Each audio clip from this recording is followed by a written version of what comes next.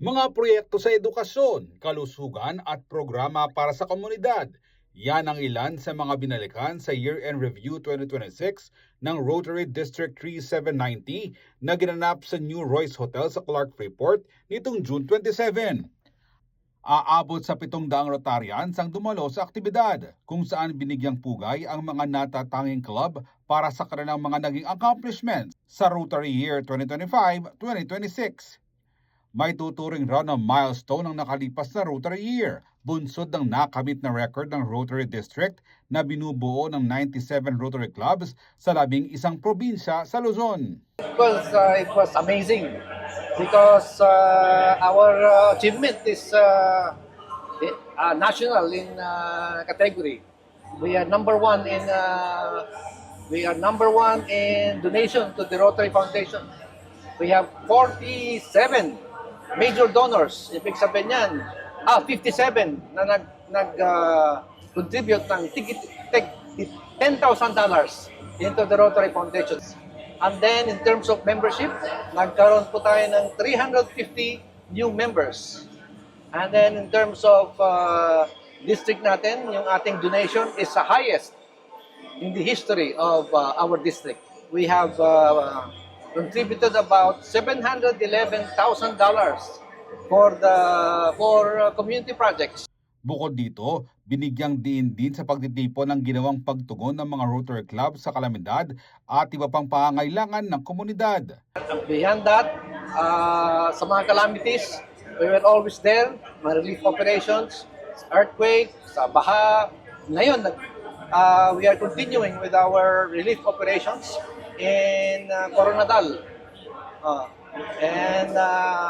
Actually, what we are doing now is Thanksgiving, awarding to those, acknowledging those who have performed well during this term.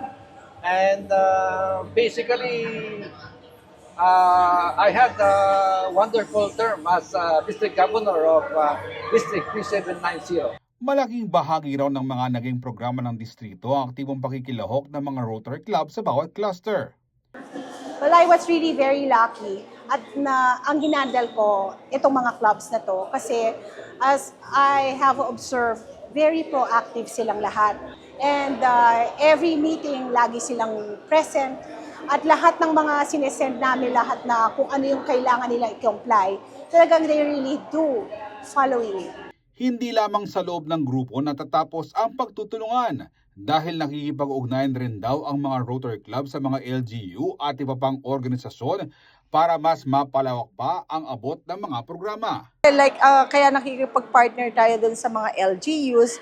Minsan may mga economic development na kailangan natin ibigay dun sa ating mga community na nangangailangan tulong. Through those, alimbawa, yung mga professionals natin na nandito sa Rotary Club, makakatulong po to collaborate with the LGU.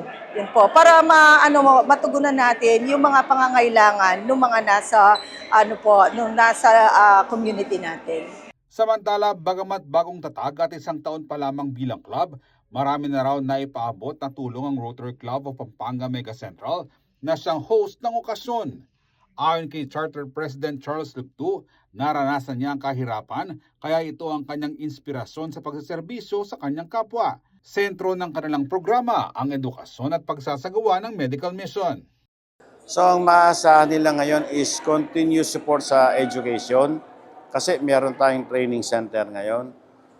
Isa yun sa magiging tool natin para maihatid yung libreng edukasyon sa ating mga kabataan. And ang pangalawa is yung focus kami sa mga medical and dental mission. Yun ang hindi mawawala. At ang dagdag ngayon is optical drive para matulungan yung mga senior citizen na walang kakayahan magpa-check up ng mga mata, magkaroon ng salamin. Bukod sa mga nabanggit, nakatakda para palawakin ng club ang saklaw ng kanilang mga aktibidad sa ilang bayan sa lalawigan sa susunod na Rotary Year. Asahan nila tayo sa Minalin, dito sa EPSA, Anonas, meron kami dinagdag Santo Tomas and Florida Blanca. Yung mga bayan na yun, mapupuntahan namin yun. At saka Mexico, part ng Mexico, specifically yung Barangay Tangle. Kasi yung mga barangay na pupuntahan namin, yun yung mga lugar na kung saan meron kaming trabaho. Nandun nakalocate yung mga business namin. Habang nakatuon ng ilang club sa kanilang mga programa, may mga nakatanggap naman ng karagdagang suporta para maisakatuparan ang kanilang mga project, gaya na lamang ng Rotary Club of Mabalacat Clark. Well, we are very lucky, sir, no, to receive such help or a gift coming from our sister club. Yung sister club po natin, si Pampanga Mega Central, binigyan po niya tayo ng gift bago po matapos ang ating term, which is worth $500. And malaking tulong po yun para po sa katulad natin na small club. And of course po, ang gagawin po natin dyan is ito turn over po natin ito sa next president or sa next term po na RY, which is RY 2026-27. So hopefully po magamit po ito sa magandang proyekto.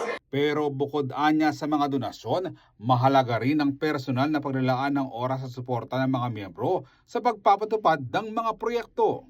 In my term po, meron din pong mga pagkakataon na para lang po ma-execute or magawa po yung mga project, kailangan po natin maglabas sa sarili nating bulsa.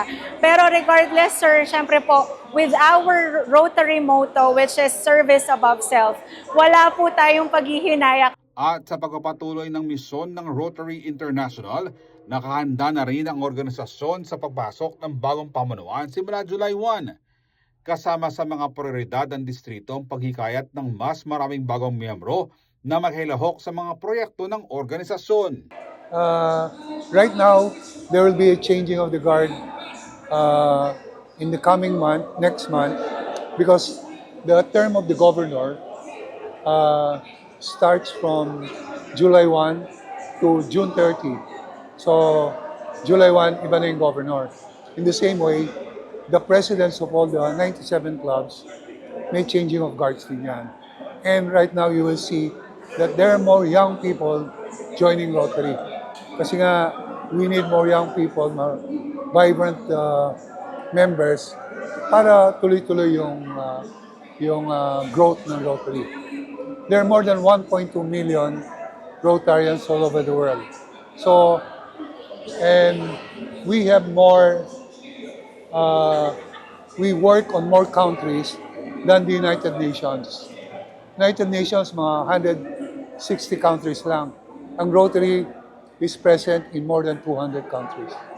Sa huli, layunin umano ng mga club na maipagpatuloy ang mga proyekto maglalapit ng iba't ibang serbisyong makatutulong sa mas marami pang komunidad.